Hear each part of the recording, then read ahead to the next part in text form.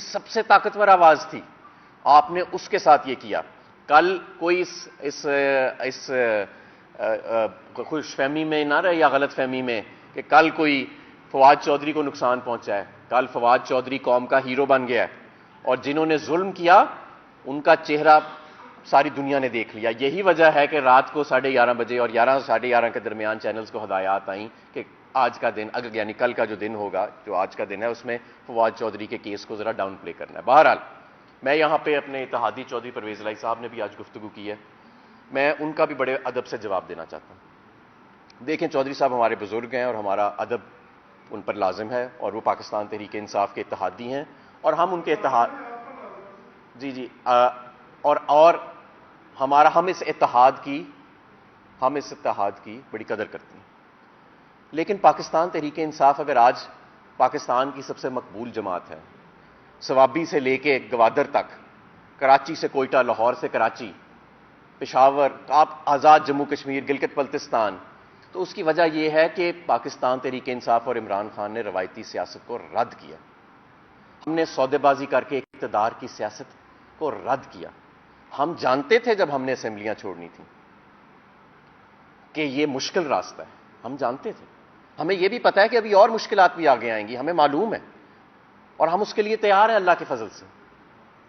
لیکن یہ کہنا کہ ملک کی معیشت ڈوب رہی ہے، انسانی حقوق کا جنازہ نکل گیا، ارشد شریف کو قتل کر دیا گیا، صحافتی آزادی کو ختم کر دیا گیا، ملک میں جمہوریت نام کی چیز کوئی نہ رہ جائے، اور ہم پنجاب حکومت میں بیٹھے رہیں، وزارت اعلیٰ یا وزیروں کے مزے لوٹتے لائیں. یہ سیاست نہیں ہے. اور یہی سیاست ہے جس کی وجہ سے آج بہت ساری سیاسی جماعتوں کا ووٹ بینک ختم ہو گیا ہے، اور اگر کسی ایک جماعت کا آج ووٹ بینک ہے تو وہ پاکستان تحریک انصاف رہ گئی ہے، کیونکہ ہم نے خود اقتدار کو ہمیشہ چھوڑ کے اپنی سیاست کی ہے، اور ان تصورات کی سیاست کی ہے، قانون کی بالادستی کی، جمہوریت کی، سول سپریمیسی کی. وہ تو عمران خان آج بھی سودے بازی کر لے تو وہ واپس اقتدار میں آ جائے، لیکن اس سے کیا فائدہ ہوئے گا؟ اس سے کیا پاکستان کے اندر وہ تبدیلی آئے گی جس کے لیے عمران خان اور بہت سارے ایسے لوگ جو سیاست میں نہیں آنا چاہتے تھے وہ آئے. اور یہی فرق ہے ہم میں اور باقیوں میں کہ ہم اقتدار کی سیاست نہیں کر رہے. اور یہ کہنا کہ فواد چودھری کو پہلے اندر ہو جانا چاہیے تھا، پنجاب حکومت بچ جاتی. فواد چودھری آج قوم کا ہیرو ہے اور کوئی قوم کا ہیرو نہیں ہے. اور جس طرف ہم جا رہے ہیں، جو ہم نیا پاکستان تصور کر رہے ہیں، وہ اس نظام کے ذریعے نہیں حاصل ہو سکتا کہ آپ کبھی کسی سے بیٹھ کے مل کے پنجاب حکومت لے لیں یا اقتدار لے لیں، کبھی کسی سے بیٹھ کے لے لیں، اور نیچے ووٹ بینک ہے کوئی نہیں، جماعت ہے کوئی نہیں، بس 4 لوگ ادھر سے ملائے، 5 لوگ ادھر سے ملائے، کوئی سازش کر لی، کوئی انٹریگ کر لی. ایسے نہیں. یہ عمران خان کی سیاست نہیں ہے. عمران خان کی سیاست اس سے مختلف ہے. اس قربانی اور مشکل اور ہمیں معلوم ہے کہ کیا کیا انہوں نے رکھا ہوا ہے اور کیا کیا کریں گے، اس کے لیے ہم کر لیں گے انشاءاللہ تعالیٰ. کوئی ایسی کسی کو پریشانی کی ضرورت نہیں ہے. تو یہ ساری چیزیں جو تھیں یہ فواد چودھری کو بھی معلوم تھیں، ہمیں بھی معلوم ہے، لیکن یہ راستہ لینا پڑے گا اگر اس ملک میں جمہوریت کی جڑیں مضبوط کرنی ہے. صرف عمران خان کو نہیں، پوری قوم کو لینا پڑے گا. اگر عمران خان کو اکیلے لینا پڑے گا اپنے ساتھیوں کے ساتھ، اکیلے بھی لے لیں گے، لیکن یہ سب سیاستدانوں کو راستہ لینا پڑے گا. کل فواد چودھری کا جو اوپر وہ غلاف ڈال کے لایا گیا، وہ فواد چودھری کے اوپر نہیں غلاف ڈال کے لایا گیا، وہ پوری جمہوری نظام کے اوپر غلاف ڈال کے اس کو عدالت میں اس طرح گھسیٹا گیا.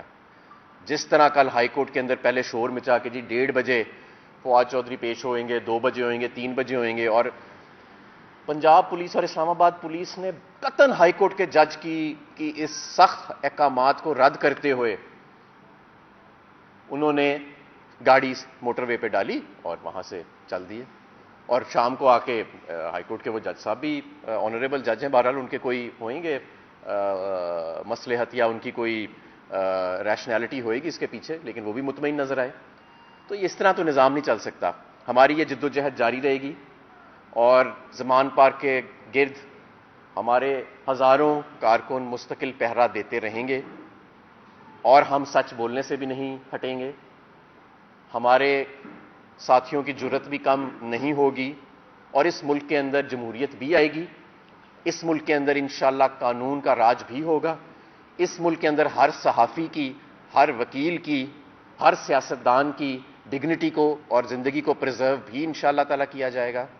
اس کے لیے قربانیاں دینی پڑیں گی تو انشاءاللہ تعالی وہ بھی دی جائیں گی، اور اس ملک کی معیشت کو ہم دوبارہ کھڑا کریں گے۔ یہ اسحاق ڈار کی جو بنانا کوکو اکنامکس اسے کہتے ہیں نا، جو بنانا ریپبلک کے اندر استعمال کی جاتی ہیں، اس سے ملک کو فوری طور پہ نکالنا ہوگا۔ اور اب آپ دیکھیں گے کہ یہ جو پچھلے 9 ماہ کے اندر جو انہوں نے معیشت کا حال کیا ہے، ابھی تو صرف مہنگائی آئی ہے، ابھی تو صرف ڈالر ڈی ویلیو ہوا ہے، قلت آئی ہے، اس کے اثرات ابھی آنے ہیں، اس کے اثرات ابھی لوگوں کو نظر آئیں گے۔ جب یہ نئے ٹیکسز لگائیں گے، جب یہ نئے بجلی کے نرخ بڑھائیں گے، یہ سارا کچھ کریں گے۔ انہوں نے پچھلے 9 ماہ میں پاکستان کی سیاست کا نہیں، معیشت کا جنازہ نکالا ہے اس ملک کا۔ ہر ایک پاکستانی کو یہ علم ہونا چاہیے، اور لوگوں کی آواز کو دبانے کی کوشش کی گئی ہے، لوگوں کی عزتوں کو اچھالا گیا ہے، لوگوں کو بلیک میل کیا گیا ہے۔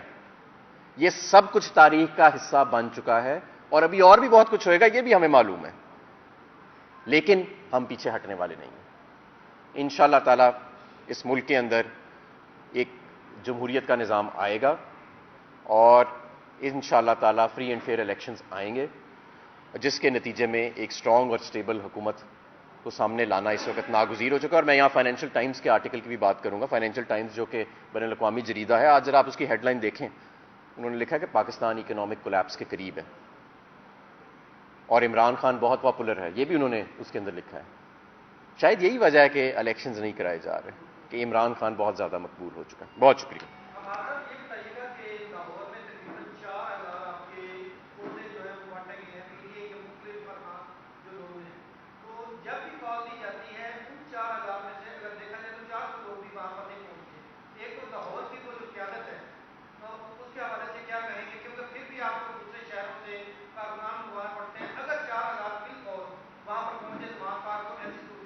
دیکھیں جی، پہلی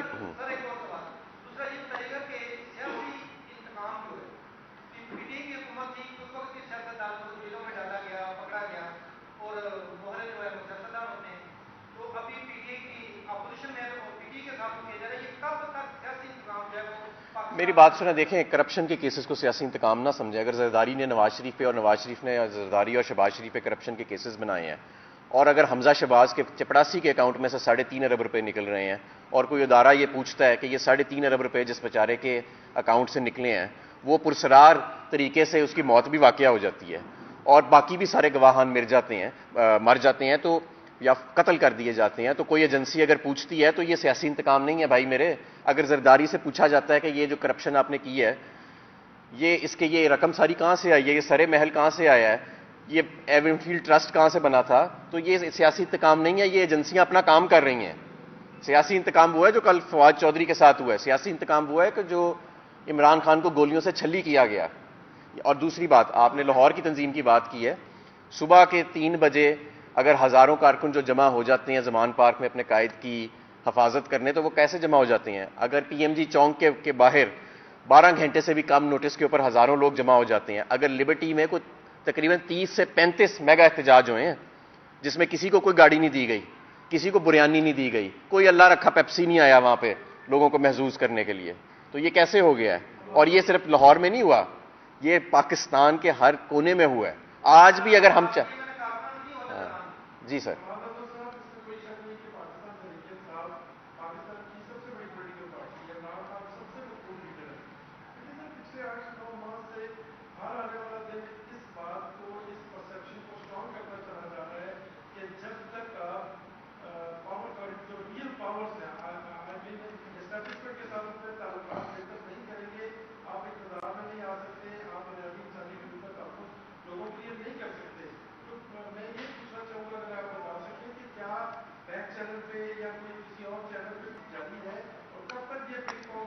دیکھیں ہماری کوئی بات چیت جاری نہیں ہے، اور میں آپ کو یہ بھی بتاؤں کہ ہمارا صرف اسٹیبلشمنٹ سے یا کوئی بھی ادارہ ہو، چاہے اسٹیبلشمنٹ سے ہٹ کے کوئی ادارہ ہو، ہمارا صرف ایک ہی مطالبہ ہے کہ عوام کے فیصلے کے اوپر ضرب لگانے کی کوشش نہ کریں، اس پر اثر انداز ہونے کی کوشش نہ کریں۔ یہ کر لیں، ہمارے سب کے ساتھ تعلقات ٹھیک ہے۔ ہماری لڑائی کیا ہے؟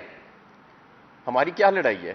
ہم کہتے ہیں کہ یار یہ ریڈ لائنز اور لوگوں کے اوپر کانٹے لگانا بند کر دیں، اس طرح لوگوں کو ہراساں نہ کریں، ان ملک میں انسانی حقوق کی اور قانون کی بالادستی کو قائم رکھیں۔ آپ مجھے بتا دیں اس کے علاوہ کوئی چوتھا یا 5واں نقطہ ہمارا نہیں ہے۔ ہمیں کوئی پیسے نہیں چاہیے, ہمیں کوئی پولیٹیکل انجینئرنگ کر کے اپنے لیے بینیفٹ نہیں چاہیے, ہمیں کوئی الیکشن کمیشن سے 10-10 ہزار روپے کے دتھے نہیں چاہیے ووٹوں کی لسٹوں کے الیکشن والے دن, ہمیں کوئی ایسی چیز نہیں چاہیے, ہمیں شفاف انتخاب چاہیے.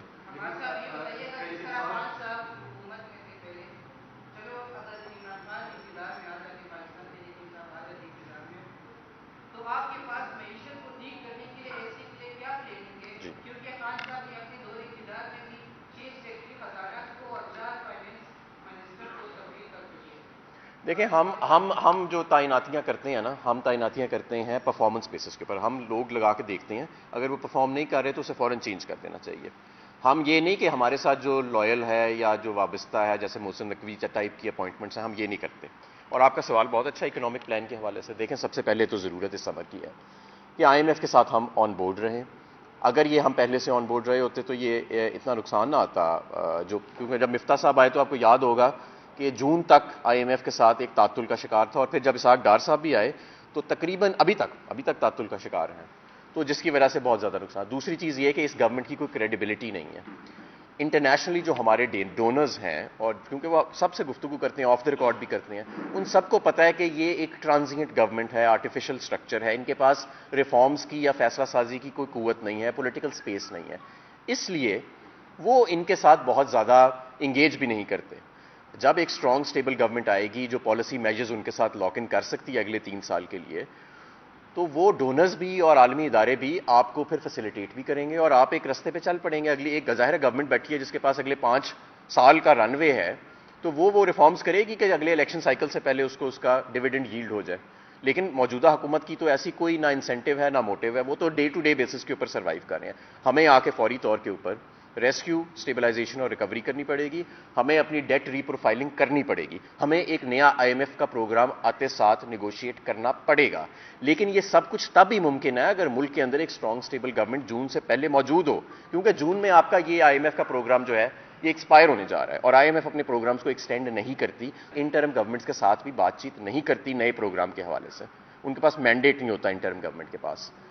تو اس لیے یہ ہمارا پلان ہے فی الحال, جس کا میں نے آپ کو بنیادی نقطہ بتایا. بٹ اس کے نیچے بہت ساری چیزیں ہیں. ہم ویکاک کو امپلیمنٹ کرنا چاہتے ہیں, ہم ملک کے اندر ویلنگ کو انٹروڈیوس کرنا چاہتے ہیں. جی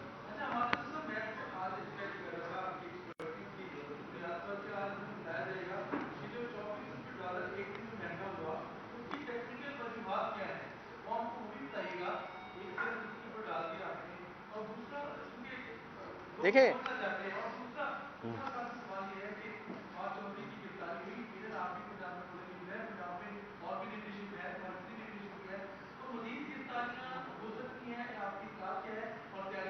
جی, میں سب سے پہلے تو یہ کہ 25 روپے ڈالر کیوں ایک دن میں گرا. دیکھیں پچھلے 9 ماہ سے آپ کی اسٹیٹ بینک کی جو آٹونومی ہے, جیسے میں نے پہلے عرض کیا, وہ سسپینڈڈ ہے, وہ منجمد ہے. اور آپ پچھلے 9 ماہ میں مارکیٹ ایکسچینج ریٹ سے نکل کے آپ ایک فکسڈ ایکسچینج ریٹ رجیم میں چلے گئے. وہاں پہ جب وہ سسٹینیبل نہیں تھا, یعنی کہ آپ کے ڈالرز کی ڈیمانڈ زیادہ تھی آپ کے روپیوں کی ڈیمانڈ سے عالمی ورلڈ کے اندر, تو اسحاق ڈار صاحب نے اس کو آرٹیفیشلی فکس کیا ہوا تھا, ایکسچینج کمپنیوں کو کہہ کے, اسٹیٹ بینک کو کہہ کے, بینکوں کو کہہ کے. لیکن اس ریٹ کے اوپر کوئی ٹرانزیکشنز نہیں ہو رہی تھیں. پھر انہوں نے ایلسیاں بند کرنی شروع کر دی, مال کی قلت آنا شروع ہو گئی, آرٹیفیشلی وہ بھی ڈیمانڈ بھی کنٹرول کرنے کی کوشش کی روپے کی اور ڈالر کی, وہ بھی نہیں ہو سکا. تو پھر سڈنلی ان کو یہ روپے کو کھلا چھوڑنا پڑا اور مارکیٹ ایکسچینج ریٹ پہ لانا پڑا. لیکن اس ٹائم تک جو مریض تھا آپ کا, اس کی موت واقع ہو چکی ہے. آج پاکستان میں غریب مزید غریب تر ہو چکا ہے اور امیر بھی غریب ہو چکا ہے. یہ میں آپ کو بتاؤں, آج ہر شخص کو اس کا نقصان پہنچا ہے. پورا ملک آج جو 9 ماہ کی اکنامک پالیسی تھی اس سے غریب ہوا ہے. ملک کی ریاست غریب ہوئی ہے, ملک کا غریب مزید غریب ہوا ہے, ملک کا امیر بھی غریب ہو گیا. ملک کا صنعت کار جو ہے اس کے آپ دیکھیں نا جا کے لاسز, ٹیکسٹائل انڈسٹری کو دیکھیں, اسٹیل انڈسٹری کو دیکھیں, باقی انڈسٹریز کو دیکھیں, شوگر انڈسٹری کے علاوہ ساری غریب ہو گئے. اور دیکھیں, اور مہنگائی, قرض اتنا بڑا ہے, قرض تو اتنا بڑا ہے کہ جس کی کوئی انتہا نہیں. شاید 3.5 سال میں ہمارے دور میں اتنا نہیں بڑا جتنا 9 مہینے میں بڑھ گیا. اور میں نے آپ کو بتایا کہ 6.1% 1981 سے آج تک ڈی ویل کا ریٹ ہے آپ کا. یہاں پہ 3.4% ماہانہ ڈی ویلیویشن ہوتی رہی ہے. یہ ان کی اکنامک پالیسی تھی اور یہ ان کی معیشت کی پالیسی تھی. یہ 80 کے دہائی کے لوگ ہیں, صرف اور صرف یہ روایتی سیاست کی بنیاد پہ اور سازش کی بنیاد پہ اوپر آئے ہیں.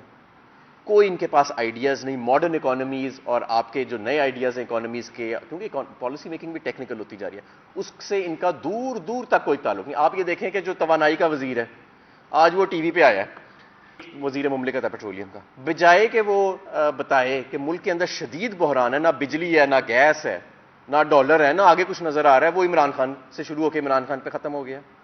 خرم دستگیر صاحب, لے یہاں پہ بھی بجلی چلی گئی. تو یہ بجلی کی بات ہوئی اور یہاں پہ بھی بجلی چلی گئی. تو یہ دیکھیں نا, یہ پاکستان ہے. مسلم لیگ پاکستان تحریک انصاف کے دور میں, مجھے آپ پاکستان تحریک انصاف کے دور میں ایک دن بتا دیں جس دن ایسی لوڈ شیڈنگ ہوئی ہو جیسی آج پاکستان میں ہو رہی ہے.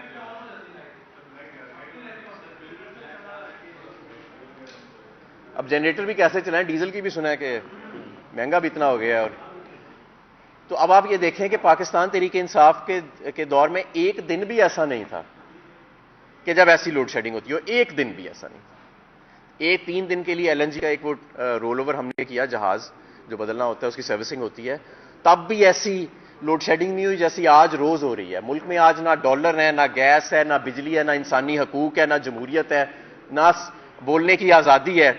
اگر کچھ ہے تو بس NRO 2 ہے, اور یہ پی ڈی ایم کے چلے ہوئے کارتوس ہیں 80 کی دہائی کے, جو ابھی تک ہمارے سر پہ سازش کے ذریعے لگائے گئے.